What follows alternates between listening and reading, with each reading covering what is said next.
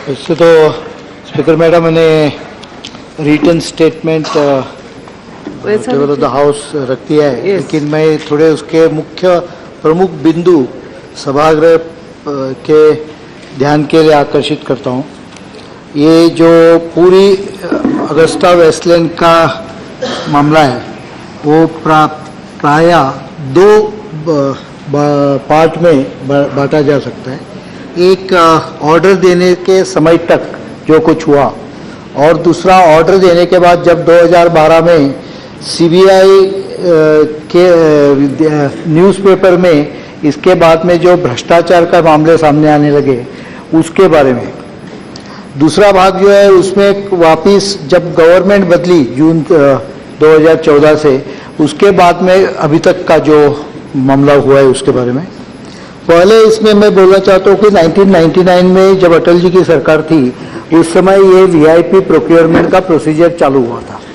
B-8 helicopter पुराने हो गए थे और 2002 में इसके लिए रिक्वेस्ट फॉर प्रपोजल मतलब टेंडर इशू किया गया था।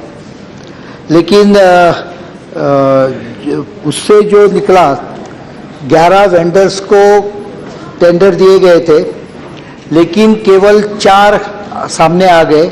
उसमें से तीनों ने जो कोड दिया था उसका विश्लेषण किया गया, केवल 2 फाइनल स्टेज तक आ गए। और जब FET उसका फील्ड इवैल्यूएशन ट्रायल हो गई तो केवल EC-225 हेलीकॉप्टर पास हो गए इसमें से, और सिंगल वेंडर होने के कारण उस समय के सरकार ने इसको रद्द कर दिया। 2003 दिसंबर में उस समय के प्राइम मिनिस्टर PMO ने डिफेंस मिनिस्ट्री को, एयरफोर्स को लिखा कि इसमें आपने जो SQR मतलब जो रिक्वायरमेंट्स लिखे हैं वो काफ़ी टाइट है। इसके लिए आप रिक्वायरमेंट्स में 6000 की जो मीटर की सीलिंग लगाई है उसको कम करके 4500 मीटर तक कर दीजिए, तो ब्रॉड बेस्ड हो जाएगा, वेंडर ज़्यादा आ जाएंगे। उन्होंने उसके साथ ये भी सूचित किया था, और ये मैं यहाँ बिंदु ध्यान में लाना चाहता हूँ कि उसके साथ 6000 मीटर तक की सीलिंग विल बी प्रिफरेंशियल लेकिन डिजायरेबल कैरेक्टर, लेकिन कंपलसरी कैरेक्टर में मत लाओ। और उसके साथ और एक सजेशन दिया था, कैबिन हाइट अगर हो सके तो डिजायरेबल कैरेक्टर में 1.8 मीटर तक बना दे। कई जगह एक इसमें थोड़ा कंफ्यूजन करने की कोशिश है कि 1.8 मीटर और ये 4,500 से जो कम कर दिया, इसके लिए सब आगे का हो गया। इसके लिए आगे नहीं हुआ। 2005 में 9 मई 2005 में एक निर्णय लिया गया, उसमें हाइट उसका सीलिंग हाइट जो था वो 6,000 मीटर से 4,500 मीटर तक कम कर दिया, जिसके कारण द वेंडर बेस एक्सपांडेड। लेकिन उसके साथ एक नया SQR एसेंशियल SQR डाल दिया गया, जिससे कैबिन हाइट 1.8 मीटर, और ये वेरी इंपॉर्टेंट क्राइटेरिया है, 1.8 मीटर कैबिन हाइट उसमें कंपलसरी SQR रिक्वायरमेंट करके डाला गया। जब 1.8 मीटर कंपलसरी SQR डाला गया तो ऑटोमेटिकली उससे जो पहले सिलेक्ट हुआ था, FET में जो हेलीकॉप्टर पास हुआ था EC-225, ये ऑटोमेटिक रेस में से बाहर निकल गया। It was virtually thrown out of the race by the specific requirement of 1.8 meter, which was introduced on 9th May 2005 by UPA-1 government. और अगस्ता वेस्टलैंड का AW101 इसको अंदर प्रवेश दिया गया बिकॉज ऑफ हाइट सीलिंग। तो अटल जी के टाइम हाइट सीलिंग कम करने को कहा था, दो वेंडर बेस बड़ी बनाने के लिए, उससे वेंडर बेस बड़ी बन गई, लेकिन 1.8 कैबिन हाइट डालने के कारण वेंडर बेस और भी श्रिंक हो गई। तो इसका finally AON acceptance of necessary 3 जनवरी 2006 में एक्सेप्टेंस ऑफ नेसेसरी दिया गया, जिसमें केवल 6 वेंडर को RFP या टेंडर डॉक्यूमेंट दिए गए। पहले बार 11 वेंडर थे, अभी 6 वेंडर पे नीचे आ गए, क्योंकि SQR और रिस्ट्रिक्टिव बनाया गया था 2005 में। और वो AON जब दिए थे उस समय इस हेलीकॉप्टर परचेस की कीमत 793 करोड़ बताई गई थी। एक चीज़ इसमें ध्यान में मैं लाना चाहता हूँ पूरे सदन के कि ये 793 करोड़ कैसी बना कैलकुलेशन की थी। इसमें 3 हेलीकॉप्टर्स प्रायः लिए गए थे जिसका प्राइस लिया गया था। एक मी-17 ब्लॉक 5 रशियन हेलीकॉप्टर जिसकी कीमत करीबन 35 करोड़ एस्टिमेट की गई थी। दूसरा S-92 सिरकोस्की का जिसकी कीमत करीबन 60 करोड़ दी थी। और तीसरा AW101 अगस्टा वेस्टलैंड का जिसकी कीमत 100 करोड़ रुपये दिखाई थी। उस समय के एक्सचेंज रेट के हिसाब से करीबन 15 मिलियन यूरो हो जाती। और इसका मिड वैल्यू निकाल के AON में कीमत दिखाई थी पूरे परचेस की 793 करोड़। AON में जो SOC मतलब स्टेटमेंट ऑफ केस दिया था उसमें अगस्टा वेस्टलैंड का प्राइस 100 करोड़ दिखाया गया है जिसका मतलब 15 मिलियन यूरोस। एक पूरा बाद में ये चलते रहा सिलसिला। कई कंसेशन दिए गए और वो सब कंसेशन अगस्टा वेस्टलैंड को दिए गए, थोड़े S-92 को भी दिए गए। उसमें से पहला फैक्ट ट्रायल मतलब फील्ड इवैल्यूएशन ट्रायल जो टेंडर डॉक्यूमेंट में या RFP में लिखा था कि ये ट्रायल आपको भारत में करना है। और उसका कारण है इस देश का जो वेदर कंडीशन है, एक्सट्रीम टेम्परेचर्स है, सभी टेम्परेचर में जहाँ ये यूज़ होने वाला है वहाँ सभी जगह इसका ट्रायल लेना है। वो जब RFP में लिखा था भारत में होना है, उस समय दोनों वेंडर ने कहा कि ये हम हमारे देश में करेंगे। उसको उस समय के रक्षा मंत्री ने काफ़ी रेजिस्टेंस किया था और उन्होंने तो लिखा था कि ये बराबर नहीं है, लेकिन बाद में क्यों जाने उनको कन्विंस किया गया। पेपर पे फाइल पे सब लोगों ने लिखा ये करना जरूरी है। उन्होंने बाद में ये UK में करने के लिए सम्मति दे दी।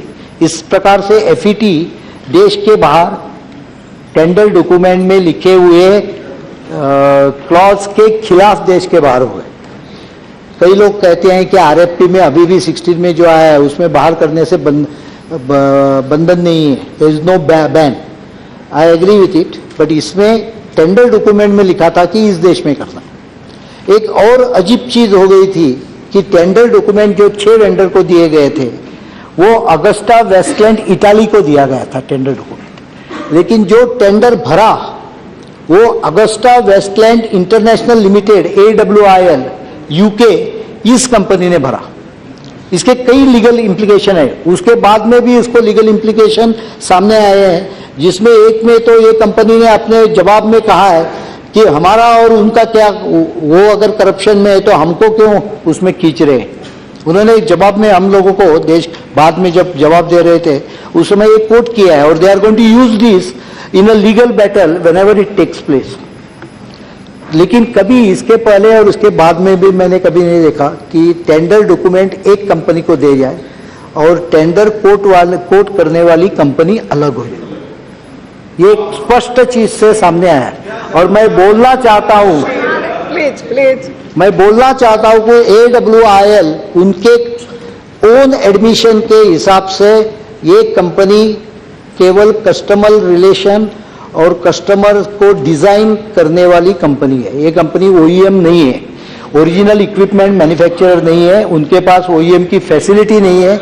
और इन्होंने बाद में ये सब कॉन्ट्रैक्ट अगस्टा वेस्टलैंड को ट्रांसफर कर दिया। इसके पूरे डॉक्यूमेंट हमें इटाली कोर्ट से जब हम सिविल पार्टी बन गए थे उसमें से सब पूरे डॉक्यूमेंट मिले।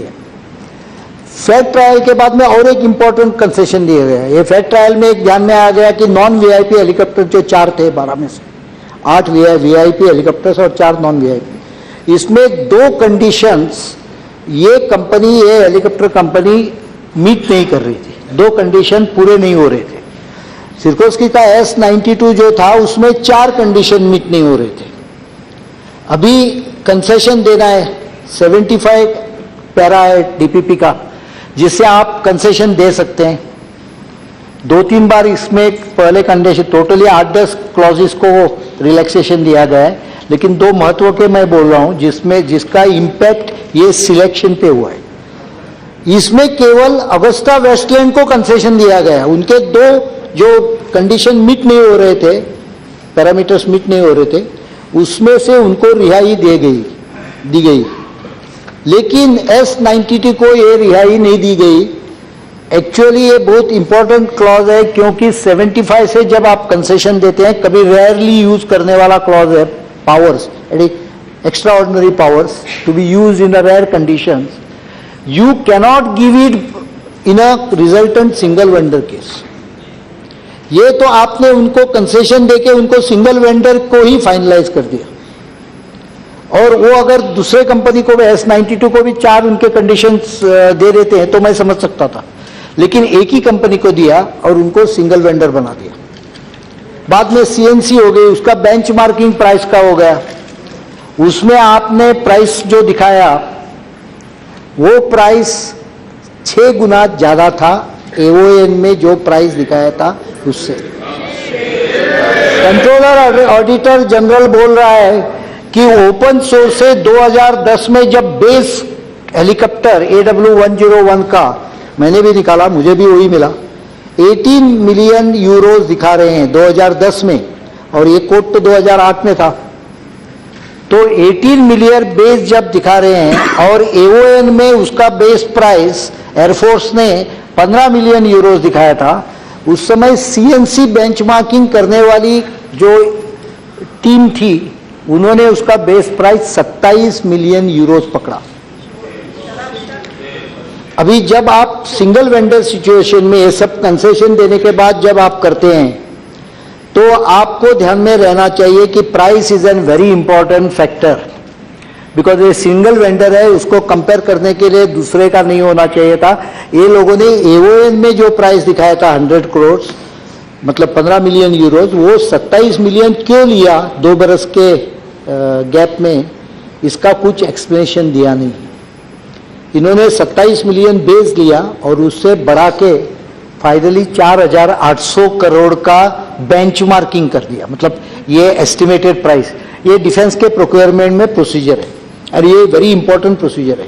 ये प्रोसीजर को थोड़ी बहुत आपको रिलैक्सेशन मिलेगी अगर मल्टी वेंडर है तो। एक वेंडर होगा तो ये बेंचमार्किंग इज एन क्राइटेरिया, और मुझे तो पूरी खुद के लिए गारंटी है कि बेंचमार्किंग करने वालों ने बेंचमार्किंग जो एस्टिमेटेड वो लोगों का टेंडर रहेगा उससे आगे कर दी थी, क्योंकि उन्होंने 6 गुना कर दी AON के हिसाब से। 2 गुना 2.5 गुना समझ सकती थी, 6 गुना। और जब मैं अभी इंफॉर्मेशन ले रहा हूं तो ये हेलीकॉप्टर जो एक्सपर्ट्स है इंक्लूडिंग एयरफोर्स के, वो मुझे बोल रहे हैं ये हेलीकॉप्टर जो कंडीशन में हम लेना चाहते थे उस समय के प्राइस के हिसाब से 180 मतलब 25 या 26 मिलियन यूरो उसके लिए ठीक प्राइस रहता था बेंचमार्किंग के लिए। लेकिन बेंचमार्किंग इतनी हाई क्यों कर दी, उसका कारण सीधा है, जब टेंडर खोले, जब एनवलप खोला उस समय प्राइस 592 मिलियन यूरो निकला। तो अभी अप्रूव करने में इजी हो गया, बेंचमार्किंग उससे ज्यादा है तो ये कम प्राइस है। फाइनली सब करते करते 556.26 मिलियन यूरो पे प्राइस तय हो गया और ऑर्डर दे दी गई। ये उसका पहला चैप्टर है। दूसरा चैप्टर शुरू हो गया, उसमें कंडीशन पेमेंट का था कि आप 15% एडवांस पेमेंट जो फरवरी 2010 में 8 फरवरी को साइन हुआ था, तो फरवरी 2010 में 15% एडवांस वाज डिलीवर्ड। मार्च 2011 में 30% एज पर पेमेंट टर्म दिया गया था। दोनों का मिलके पहले का पेमेंट था 84.44 करोड़ और दूसरे का 166 पॉइंट, और दोनों का total 250.32 million Euros payment company को चला गया। That is tentatively estimated at 45% of the ordered value company को चला गया। लेकिन 2012 के फरवरी में जो दूसरा चैप्टर है वो बहुत महत्व का है। पहले चैप्टर में किस प्रकार से ये कंपनी को फेवर करने के लिए अलग अलग क्लॉजेस कैसे चेंज कर दिए हैं, इसका ब्यौरा मैंने अपने रिटर्न इसमें दिया है, लेकिन मैं क्लियरली अभी बता रहा हूं इसलिए कि लोगों के ध्यान में आए कि हर एक जगह जब ये कंपनी का एक कॉन्ट्रैक्ट उनको नहीं मिल रहा था उस समय क्लॉजेस रिलैक्स की। दूसरा ब्यौरा शुरू हो गया फरवरी 2012 में। पहले न्यूज़पेपर में जब आ गया कि इसमें भ्रष्टाचार हुआ है, 2011 नवंबर में इटली में इसके ऊपर केस रजिस्टर हुई थी, लेकिन शुरू में किसी के ध्यान में नहीं आया। 2012 के फरवरी में मामले सामने आ गए। तब सरकार फरवरी 2012 तब सरकार ने एम्बेसी को थ्रू MEA लिखा। अभी आपने कॉन्ट्रैक्ट कंपनी के साथ किया है, लेकिन डिफेंस मिनिस्ट्री में ने कंपनी को कुछ लिखा नहीं। कंपनी को लिखने के without that they asked embassy to find out. जब हम लोग बोलते हैं कभी कभी जोक में, जब आपको कुछ करना नहीं होता है उस समय आप कमेटी बना देते। तो जब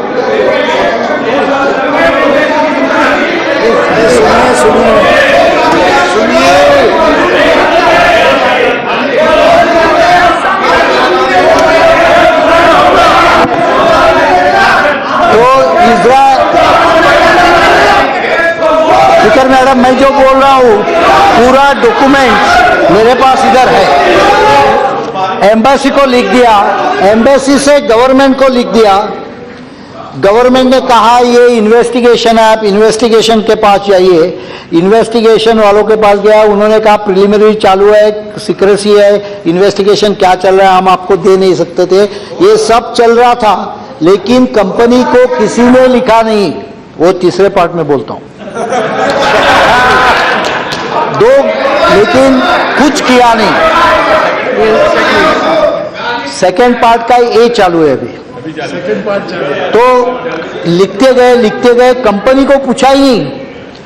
एक्चुअली अगर उस समय 2 फरवरी 2012 में इमीडिएटली एक्शन लेते हैं, और उसके पहले डिफेंस मिनिस्टर 2005 में उन्होंने, जब डैनियल बोल के साउथ अफ्रीका के कंपनी ने कुछ घोटाला किया था, ऐसा पेपर में न्यूज आ गया था, उन्होंने उनको 3 महीने में ब्लैकलिस्ट में डाल दिया था 2005 में, यही सरकार के 2005 में। तो ऐसा नहीं है कि पहले से प्रेसिडेंस नहीं है, पहले से इसके बारे में कुछ किया नहीं है, ऐसा नहीं है।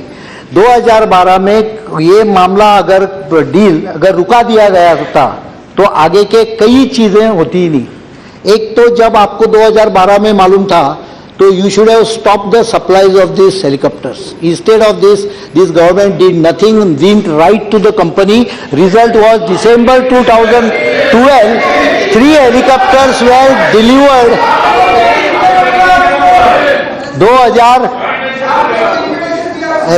2012 के दिसंबर में 3 helicopter were delivered and accepted by us. Now this has further legal complication. पहला एक्शन हो गया 12 फरवरी 2013। एक्शन होने का कारण क्या था?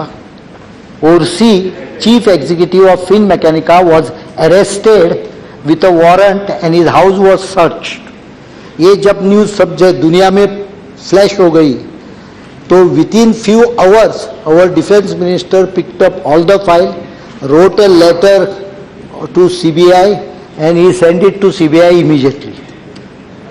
It is an action which was compulsorily forced by an arrest of chief executive of Fin Mechanica.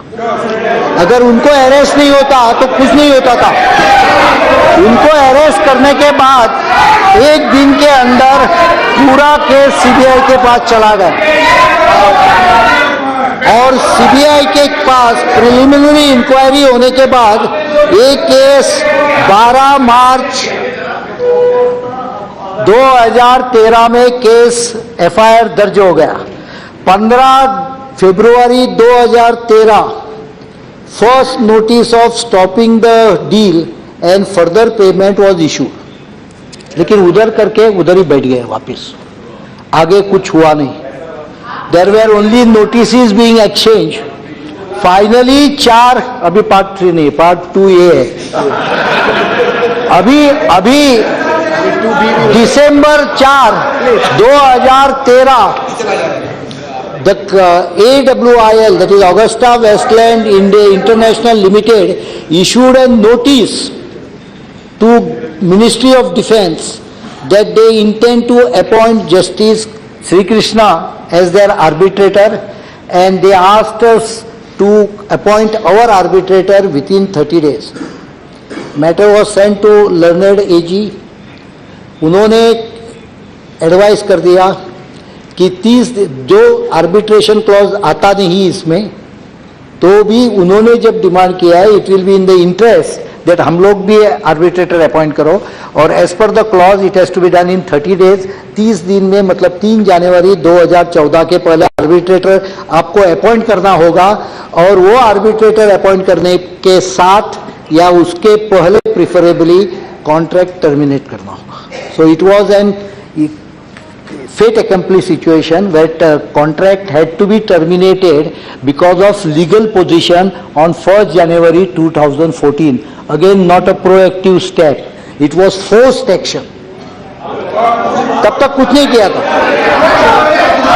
उसके बाद में टर्मिनेशन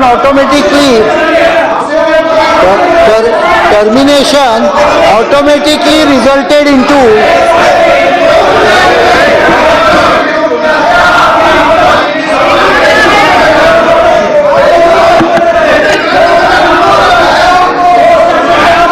ये फोर्स्ड एक्शन जो हो गया, उसके साथ बैंक गारंटीज भी रिवोक करनी होगी, इसका भी एडवाइस दिया गया था, तो वो रिवोक हो गई.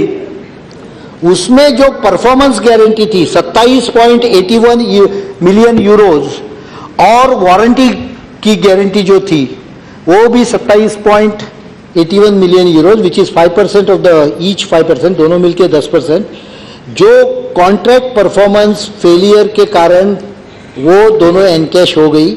3 करोड़ का state bank of India Delhi में इंटीग्रिटी पैक्ट के ऊपर पैसा गारंटी दी गई थी, वो भी रिवोक्ड हो गई.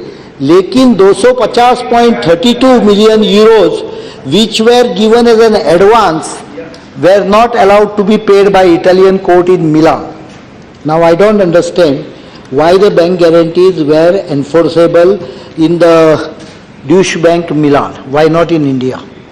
Because हमारे एक क्लॉज है, सभी जो बैंक गारंटीज आती हैं accept in case of Russia and 1 or 2 cases where there are some technical problems, we want these bank guarantees to be encashable and counter guaranteed by an Indian bank. ये मिलान में guarantee थी, लेकिन मिलान में जब court में हम गए और कोर्ट में हमने आर्ग्यूमेंट कर दिया, उस समय द कोर्ट, मिलान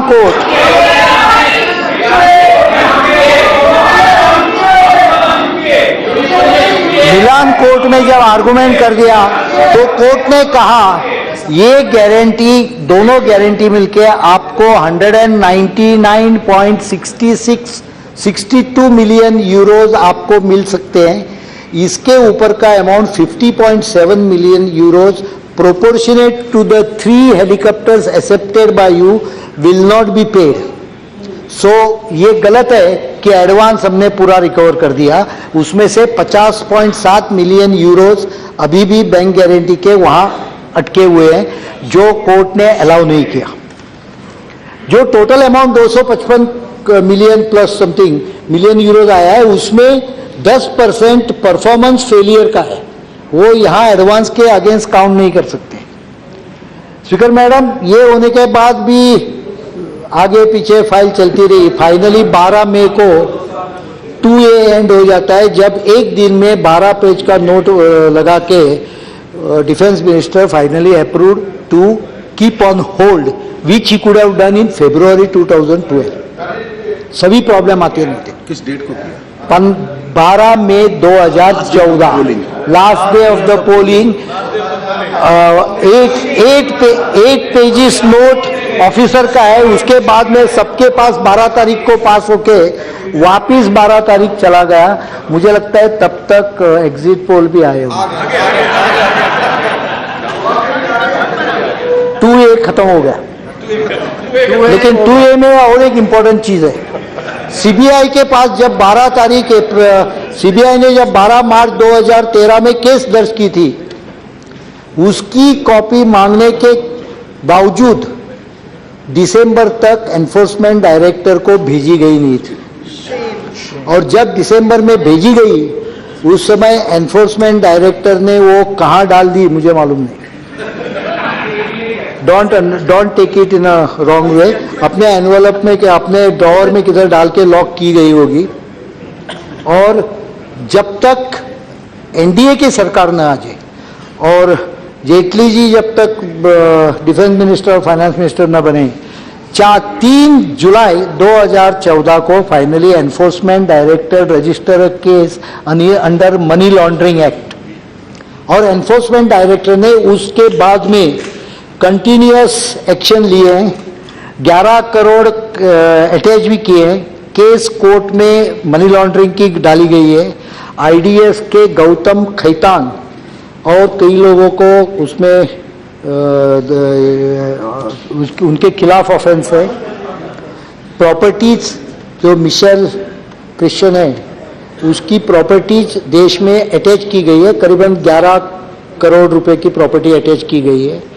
उनके खिलाफ रेड कॉर्नर नोटिस इशू की गई है, उनके खिलाफ इंटरपोल को लेटर रोगेटरी गए। अभी तक जो सीबीआई के पास डॉक्यूमेंट है वो डॉक्यूमेंट करीबन एक इटालियन कोर्ट से जो डॉक्यूमेंट है 1,21,000 और कुछ पेजेस, मतलब 22,000 से कम इतने पेपर्स आए हैं। उसमें से केवल 42,000 and odd figure is English document. उसमें वो इंग्लिश के साथ 57 पेजेस ऑफ हिंदी डॉक्यूमेंट भी है, मतलब यहाँ से किसी ने चुरा के दिए होंगे। अभी बाकी के डॉक्यूमेंट ट्रांसलेट करना ये इजी नहीं। I also face the same problem, they are lucky, I am not. I could not get a proper translator from Italian to English. So even today, authenticated translation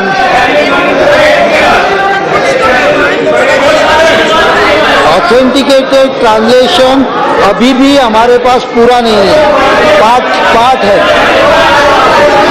तो वो official translation आने के बाद हम लोगों ने CBI और ED को कहा है कि इसमें आप बराबर पकड़ो। एक चीज ध्यान में आती है कि ऑगस्टा वेस्टलैंड को ऑर्डर जाने के लिए सब चीजें की गई, उसके एस्टिमेटेड जेन्युइन कॉस्ट के मोर देन 2x रेट में उनको कॉन्ट्रैक्ट दिया गया।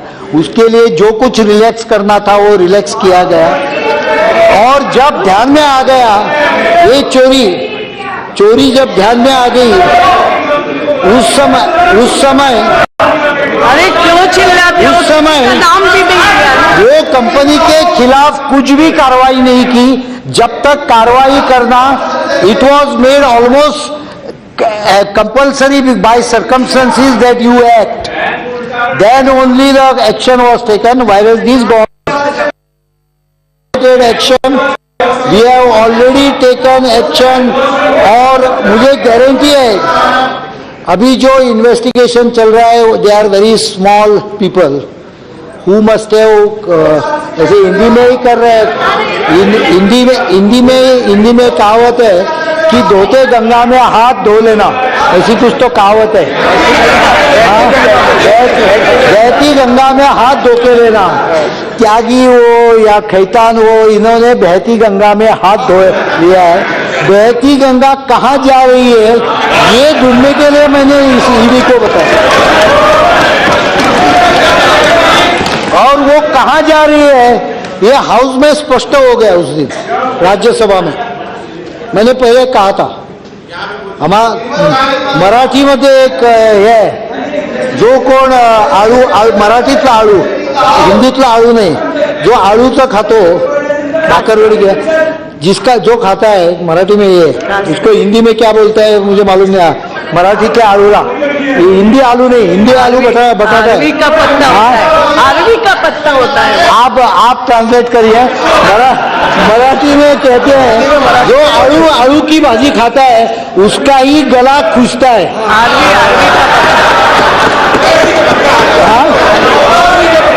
अरबी का पत्ता, ओके, अरबी का। अभी किसका किसका गले में क्या खुजली आ रही है वो समझ जाती है। नहीं तो मैंने किसी के ऊपर एलिगेशन नहीं किया है, मैंने किसी का नाम नहीं लिया है, और जो हर एक डेट के साथ फिगर के साथ मैं जो बोला हूँ वो सब आपके जो रिकॉर्ड रखे हैं उसमें लिखा हुआ है। I have not referred to them but I can vouch on the figures without even referring to the paper. It is our endeavor that we will take action. We will take action. We have put them on hold. Defense Ministry is initiating procedure to blacklist them. और blacklist करने के बाद अगर हमारी slogan है तो इनको चिंता क्या करने की जरूरत है? ये चिंता कर रहे हैं। अगर स्लोगन है तो गंगा कहाँ पहुंच रही है समझेगा नहीं किसी को, तो इन्हें चिंता करने की जरूरत नहीं है। चिंता क्यों पैदा हो गई? क्योंकि गंगा कहाँ जाती है इनको मालूम है। स्पीकर मैडम, मैंने जो कहना था मैंने कह दिया। इससे तो स्पीकर मैडम मैंने written statement table of the house रख दिया है, लेकिन मैं थोड़े उसके मुख्य प्रमुख बिंदु सभागृह के ध्यान के लिए आकर्षित करता हूँ। ये जो पूरी अगस्ता वेस्टलैंड का मामला है वो प्रायः दो पार्ट में बांटा जा सकता है। एक ऑर्डर देने के समय तक जो कुछ हुआ, और दूसरा ऑर्डर देने के बाद जब 2012 में सीबीआई के न्यूज़पेपर में इसके बाद में जो भ्रष्टाचार का मामले सामने आने लगे उसके बारे में। दूसरा भाग जो है उसमें वापिस जब गवर्नमेंट बदली जून 2014 से, उसके बाद में अभी तक का जो मामला हुआ है उसके बारे में। पहले इसमें मैं बोलना चाहता हूँ कि 1999 में जब अटल जी की सरकार थी उस समय ये वीआईपी प्रोक्योरमेंट का प्रोसीजर चालू हुआ था। B-8 हेलीकॉप्टर पुराने हो गए थे और 2002 में इसके लिए रिक्वेस्ट फॉर प्रपोजल मतलब टेंडर इशू किया गया था। लेकिन उससे जो निकला 11 वेंडर्स को टेंडर दिए गए थे, लेकिन केवल 4 सामने आ गए। उसमें से तीनों ने जो कोड दिया था उसका विश्लेषण किया गया, केवल 2 फाइनल स्टेज तक आ गए। और जब FET उसका फील्ड इवैल्यूएशन ट्रायल हो गई तो केवल EC-225 हेलीकॉप्टर पास हो गए इसमें से, और सिंगल वेंडर होने के कारण उस समय के सरकार ने इसको रद्द कर दिया। 2003 दिसंबर में उस समय के प्राइम मिनिस्टर PMO ने डिफेंस मिनिस्ट्री को, एयरफोर्स को लिखा कि इसमें आपने जो SQR मतलब जो रिक्वायरमेंट्स लिखे हैं वो काफ़ी टाइट है, इसके लिए आप रिक्वायरमेंट्स में 6000 की जो मीटर की सीलिंग लगाई है उसको कम करके 4500 मीटर तक कर दीजिए, तो ब्रॉड बेस्ड हो जाएगा, वेंडर ज़्यादा आ जाएंगे।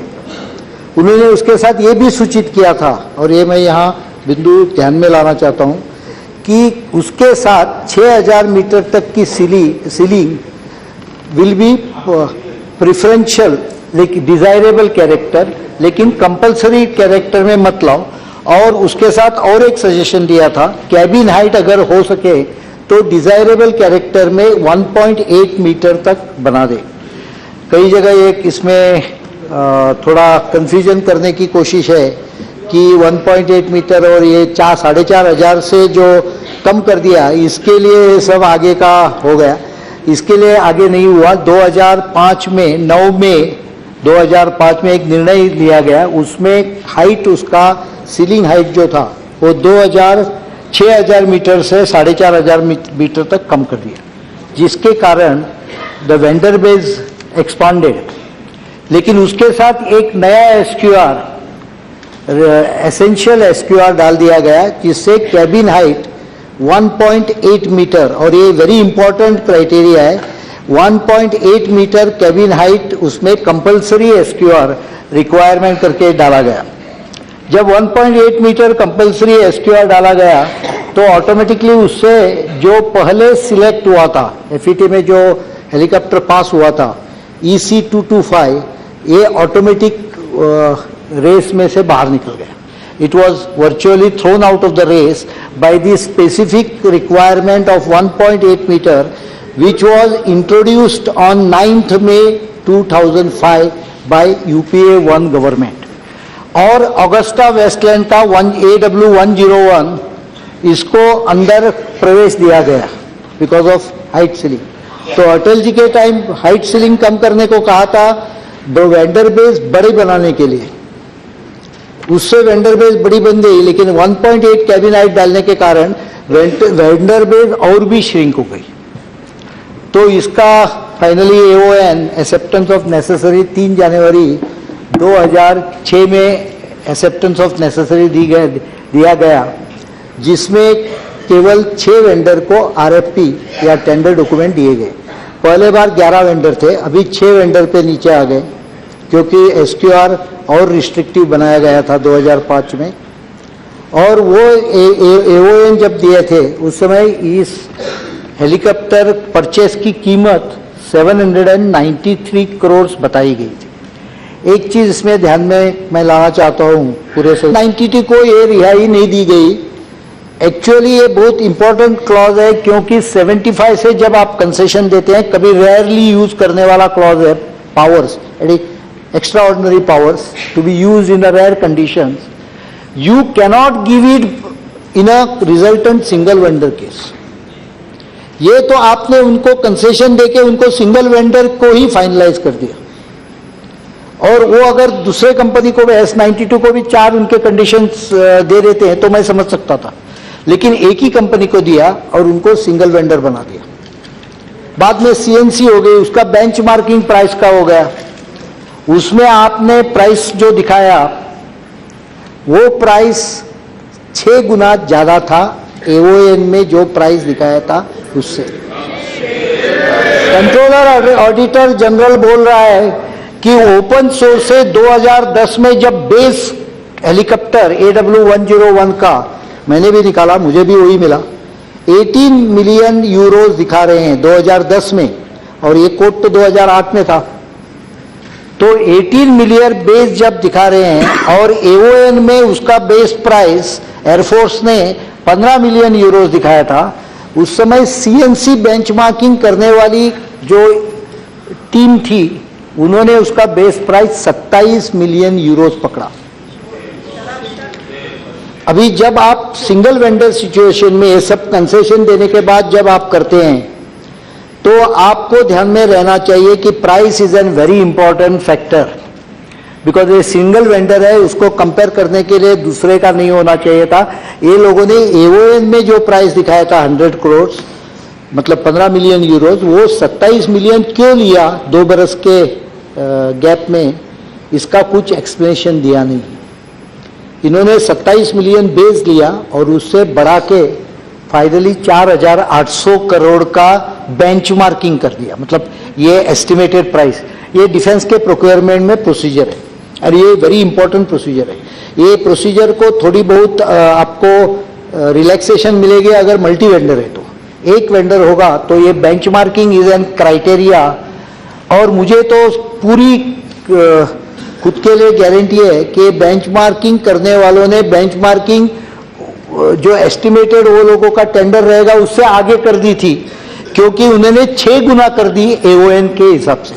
2 गुना 2.5 गुना समझ सकती थी, 6 गुना. और जब मैं अभी इंफॉर्मेशन ले रहा हूं तो ये हेलीकॉप्टर जो एक्सपर्ट्स है इंक्लूडिंग एयरफोर्स के, वो मुझे बोल रहे हैं ये हेलीकॉप्टर जो कंडीशन में हम लेना चाहते थे उस समय के प्राइस के हिसाब से 180 मतलब 25 या 26 मिलियन यूरो उसके लिए ठीक प्राइस रहता था बेंचमार्किंग के लिए. लेकिन बेंचमार्किंग इतनी हाई क्यों कर दी, उसका कारण सीधा है. जब टेंडर खोले, जब एनवलप खोला, उस समय प्राइस 592 मिलियन यूरो निकला. तो अभी अप्रूव करने में इजी हो गया, बेंचमार्किंग उससे ज्यादा है तो ये कम प्राइस है. फाइनली सब करते करते 556.26 मिलियन यूरो पे प्राइस तय हो गया और ऑर्डर दे दी गई. ये उसका पहला चैप्टर. दूसरा चैप्टर शुरू हो गया उसमें कंडीशन पेमेंट का था कि आप 15% एडवांस पेमेंट, जो फरवरी 2010 में 8 फरवरी को साइन हुआ था, तो फरवरी 2010 में 15% एडवांस वाज डिलीवर्ड। मार्च 2011 में 30% एज पर पेमेंट टर्म दिया गया था। दोनों का मिलके पहले का पेमेंट था 84.44 करोड़ और दूसरे का 166 पॉइंट, और दोनों का total 250.32 million Euros payment company को चला गया। That is tentatively estimated at 45% of the ordered value company को चला गया। लेकिन 2012 के फरवरी में जो दूसरा चैप्टर है वो बहुत महत्व का है। पहले चैप्टर में किस प्रकार से ये कंपनी को फेवर करने के लिए अलग अलग क्लॉजेस कैसे चेंज कर दिए हैं, इसका ब्यौरा मैंने अपने रिटर्न इसमें दिया है, लेकिन मैं क्लियरली अभी बता रहा हूं इसलिए कि लोगों के ध्यान में आए कि हर एक जगह जब ये कंपनी का एक कॉन्ट्रैक्ट उनको नहीं मिल रहा था उस समय क्लॉजेस रिलैक्स किए। दूसरा ब्यौरा शुरू हो गया फरवरी 2012 में। पहले न्यूज़पेपर में जब आ गया कि इसमें भ्रष्टाचार हुआ है, 2011 नवंबर में इटाली में इसके ऊपर केस रजिस्टर हुई थी, लेकिन शुरू में किसी के ध्यान में नहीं है 2012 के फरवरी के कि ये 793 करोड़ कैसी बना, कैलकुलेशन की थी। इसमें 3 हेलीकॉप्टर्स प्रायः लिए गए थे जिसका प्राइस लिया गया था। एक मी-17 ब्लॉक 5 रशियन हेलीकॉप्टर जिसकी कीमत करीबन 35 करोड़ एस्टिमेट की गई थी। दूसरा S-92 सिरकोस्की का जिसकी कीमत करीबन 60 करोड़ दी थी, और तीसरा AW101 अगस्टा वेस्टलैंड का जिसकी कीमत 100 करोड़ रुपए दिखाई थी। उस समय के एक्सचेंज रेट के हिसाब से करीबन 15 मिलियन यूरो हो जाती, और इसका मिड वैल्यू निकाल के AON में कीमत दिखाई थी पूरे परचेस की 793 करोड़। AON में जो SOC मतलब स्टेटमेंट ऑफ केस दिया था उसमें अगस्टा वेस्टलैंड का प्राइस 100 करोड़ दिखाया गया है, जिसका मतलब 15 मिलियन यूरोस। एक पूरा बाद में ये चलते रहा सिलसिला। कई कंसेशन दिए गए और वो सब कंसेशन अगस्टा वेस्टलैंड को दिए गए, थोड़े S-92 को भी दिए गए। उसमें से पहला फैट ट्रायल मतलब फील्ड इवैल्यूएशन ट्रायल, जो टेंडर डॉक्यूमेंट में या RFP में लिखा था कि ये ट्रायल आपको भारत में करना है, और उसका कारण है इस देश का जो वेदर कंडीशन है, एक्सट्रीम टेम्परेचर्स है, सभी टेम्परेचर में जहां ये यूज होने वाला है वहां सभी जगह इसका ट्रायल लेना है। वो जब RFP में लिखा था भारत में होना है, उस समय दोनों वेंडर ने कहा कि ये हम हमारे देश में करेंगे। उसको उस समय के रक्षा मंत्री ने काफ़ी रेजिस्टेंस किया था, और उन्होंने तो लिखा था कि ये बराबर नहीं है, लेकिन बाद में क्यों जाने उनको कन्विंस किया गया। पेपर पे फाइल पे सब लोगों ने लिखा ये करना जरूरी है। उन्होंने बाद में ये UK में करने के लिए सम्मति दे दी।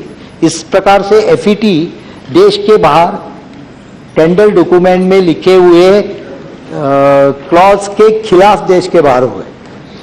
कई लोग कहते हैं कि RFP में अभी भी 16 में जो आया है उसमें बाहर करने से बंधन नहीं है, there is no ban. I agree with it, but इसमें टेंडर डॉक्यूमेंट में लिखा था कि इस देश में करना। एक और अजीब चीज हो गई थी कि टेंडर डॉक्यूमेंट जो 6 वेंडर को दिए गए थे वो अगस्टा वेस्टलैंड इटाली को दिया गया था टेंडर डॉक्यूमेंट, लेकिन जो टेंडर भरा वो Agusta Westland international limited AWIL UK इस कंपनी ने भरा। इसके कई लीगल इम्प्लीकेशन है, उसके बाद में भी इसको लीगल इम्प्लीकेशन सामने आए हैं, जिसमें एक में तो ये कंपनी ने अपने जवाब में कहा है कि हमारा और उनका क्या, वो अगर करप्शन में है तो हमको क्यों उसमें खींच रहे हैं। उन्होंने जवाब में हम लोगों को देश बाद में जब जवाब दे रहे थे उस समय ये कोट किया है, और they are going to use this in a legal battle whenever it takes place. लेकिन कभी इसके पहले और उसके बाद में भी मैंने कभी नहीं देखा कि टेंडर डॉक्यूमेंट एक कंपनी को दे जाए और टेंडर कोट करने वाली कंपनी अलग हो जाए। ये एक स्पष्ट चीज से सामने आया है। और मैं बोलना चाहता हूँ कि AWIL उनके ओन एडमिशन के हिसाब से ये कंपनी केवल कस्टमर रिलेशन और कस्टमर को डिजाइन करने वाली कंपनी है। ये कंपनी OEM नहीं है, ओरिजिनल इक्विपमेंट मैन्युफैक्चरर नहीं है, उनके पास OEM की फैसिलिटी नहीं है। और इन्होंने बाद में ये सब कॉन्ट्रैक्ट अगस्टा वेस्टलैंड को ट्रांसफर कर दिया। इसके पूरे डॉक्यूमेंट हमें इटाली कोर्ट से, जब हम सिविल पार्टी बन गए थे, उसमें से सब पूरे डॉक्यूमेंट मिले। फैक्ट ट्रायल के बाद में और एक इंपॉर्टेंट कंसेशन दिया गया। ये फैक्ट ट्रायल में एक ध्यान में आ गया कि नॉन VIP हेलीकॉप्टर जो 4 थे, 12 में से 8 VIP हेलीकॉप्टर्स और 4 नॉन VIP, इसमें 2 कंडीशंस ये हेलीकॉप्टर कंपनी मीट नहीं कर रही थी। 2 कंडीशन पूरे नहीं हो रहे थे। सिरकोस्की का S92 जो था उसमें 4 कंडीशन मीट नहीं हो रहे थे। अभी कंसेशन देना है, 75 पैरा है DPP का, जिससे आप कंसेशन दे सकते हैं। 2-3 बार इसमें पहले कंडीशन टोटली 8-10 क्लॉजेस को रिलैक्सेशन दिया गया है, लेकिन 2 महत्व के मैं बोल रहा हूं जिसका इंपैक्ट ये सिलेक्शन पे हुआ है। इसमें केवल अगस्टा वेस्टलैंड को कंसेशन दिया गया है। उनके 2 जो कंडीशन मीट नहीं हो रहे थे, पैरामीटर्स मीट नहीं हो रहे थे, उसमें से उनको रिहाई दी गई। लेकिन S14 के पहले आर्बिट्रेटर आपको अपॉइंट करना होगा और वो आर्बिट्रेटर अपॉइंट करने के साथ या उसके पहले प्रिफरेबली कॉन्ट्रैक्ट टर्मिनेट करना होगा।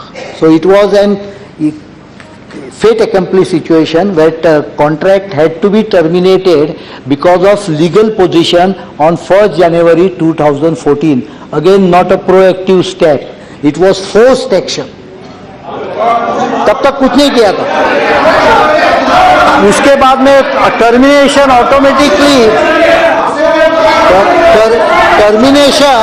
ऑटोमेटिकली रिजल्टेड इनटू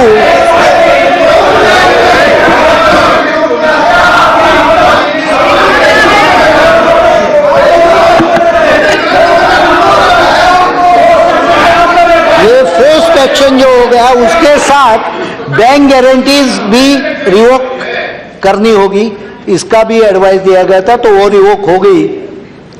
उसमें जो परफॉर्मेंस गारंटी थी 27.81 मिलियन यूरोज और वारंटी की गारंटी जो थी वो भी 27.81 million euros, which is 5% of the each 5%, दोनों मिलके 10%, जो कॉन्ट्रैक्ट परफॉर्मेंस फेलियर के कारण वो दोनों एनकैश हो गई।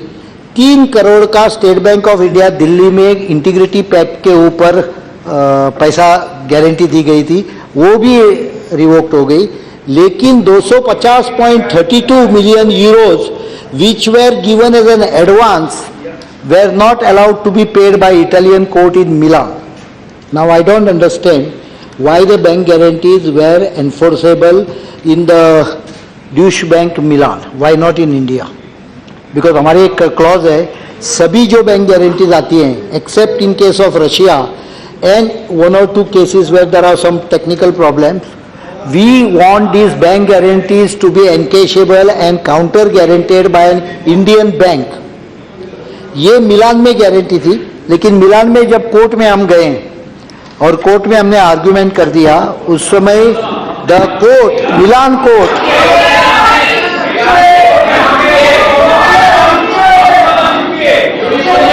मिलान कोर्ट में जब आर्ग्यूमेंट कर दिया तो कोर्ट ने कहा ये गारंटी, दोनों गारंटी मिलके आपको 199.62 मिलियन यूरोज आपको मिल सकते हैं।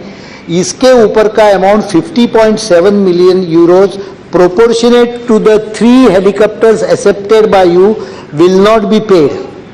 सो ये गलत है कि एडवांस हमने पूरा रिकवर कर दिया, उसमें से 50.7 मिलियन यूरोज अभी भी बैंक गारंटी के वहां अटके हुए हैं, जो कोर्ट ने अलाउ नहीं किया। जो total amount 255 million plus something million euros आया है, उसमें 10% परफॉर्मेंस फेलियर का है वो यहाँ एडवांस के अगेंस्ट काउंट नहीं कर सकते। स्पीकर मैडम, ये होने के बाद भी आगे पीछे फाइल चलती रही। फाइनली 12 मई को 2A एंड हो जाता है, जब एक दिन में 12 पेज का नोट लगा के defence minister finally approved to keep on hold which he could have done in February 2012। सभी प्रॉब्लम आते नहीं थे। किस डेट को किया? 12 मई 2014, last day of the polling. 8 pages note officer का है, उसके बाद में सबके पास 12 तारीख को पास होके वापिस 12 तारीख चला गया। मुझे लगता है तब तक एग्जिट पोल भी आए होंगे। 2A खत्म हो गया, लेकिन 2A में और एक इंपॉर्टेंट चीज है। सीबीआई के पास जब 12 तारीख सीबीआई ने जब 12 मार्च 2013 में केस दर्ज की थी, उसकी कॉपी मांगने के बावजूद दिसंबर तक एनफोर्समेंट डायरेक्टर को भेजी गई नहीं थी। और जब दिसंबर में भेजी गई, उस समय एनफोर्समेंट डायरेक्टर ने वो कहाँ डाल दी मुझे मालूम नहीं। Don't take it in a wrong way. अपने एनवेलप में कि अपने ड्रॉवर में किधर डाल के लॉक की गई होगी।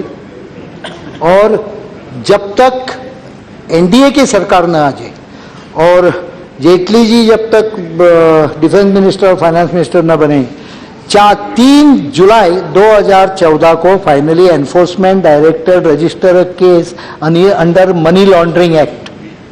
और एनफोर्समेंट डायरेक्टर ने उसके बाद में कंटिन्यूअस एक्शन लिए हैं, 11 करोड़ अटैच भी किए हैं। केस कोर्ट में मनी लॉन्ड्रिंग की डाली गई है और इनमें मामले सामने आ गए। तब सरकार फरवरी 2012, तब सरकार ने एम्बेसी को थ्रू MEA लिखा। अभी आपने कॉन्ट्रैक्ट कंपनी के साथ किया है, लेकिन डिफेंस मिनिस्ट्री में ने कंपनी को कुछ लिखा नहीं। कंपनी को लिखने के without that they asked embassy to find out. जब हम लोग बोलते हैं कभी कभी जोक में, जब आपको कुछ करना नहीं होता है उस समय आप कमेटी बना देते हैं। तो जब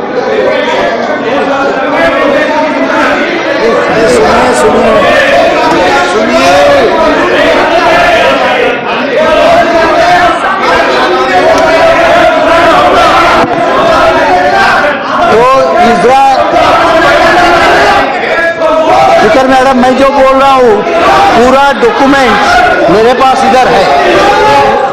एम्बेसी को लिख दिया, एम्बेसी से गवर्नमेंट को लिख दिया। गवर्नमेंट ने कहा ये इन्वेस्टिगेशन है, आप इन्वेस्टिगेशन के पास जाइए। इन्वेस्टिगेशन वालों के पास गया, उन्होंने कहा प्रिलिमिनरी चालू है, सीक्रेसी है, इन्वेस्टिगेशन क्या चल रहा है हम आपको दे नहीं सकते थे। ये सब चल रहा था, लेकिन कंपनी को किसी ने लिखा नहीं। वो तीसरे पार्ट में बोलता हूं लेकिन कुछ किया नहीं। सेकेंड पार्ट का ये चालू है अभी। तो लिखते गए, कंपनी को पूछा ही नहीं।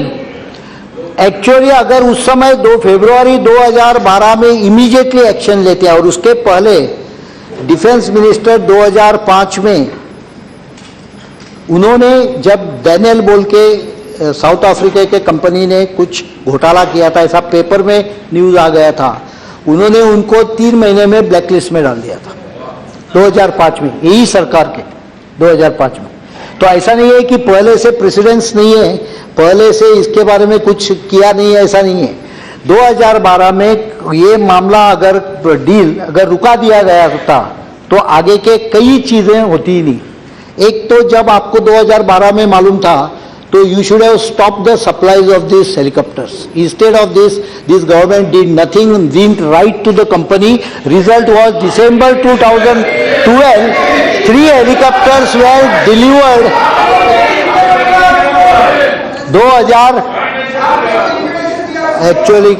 2012 के दिसंबर में 3 helicopter were delivered and accepted by us.